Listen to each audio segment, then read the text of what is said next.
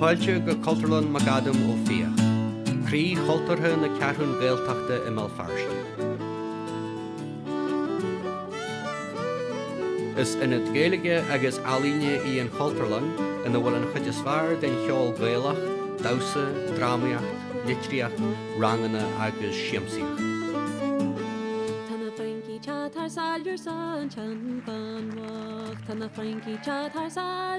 Tar cuairt ar an dá ghanláin chomhamsirthe, nó ar an ábharchlainn ealaíonta, nó an spás digita idir gríomhacht. Car fis ar an cheantar mo bhuaird ag an oifig fáilte, nó líta scí ar an ghardín dín. Tá cafe greithe obain agus seapa ina bhfuil leor, ceol agus ceardíocht ar díal. Tá daras na Cultúrlanne oscailte seachtla na seachtaine. Tar cuairt ar cultúrlann.ie nó car gluach ar 928 9 9 4 8 9 le gine imid sacrú ar leigh deitse ar de chuairt chun na Cultúrlanne.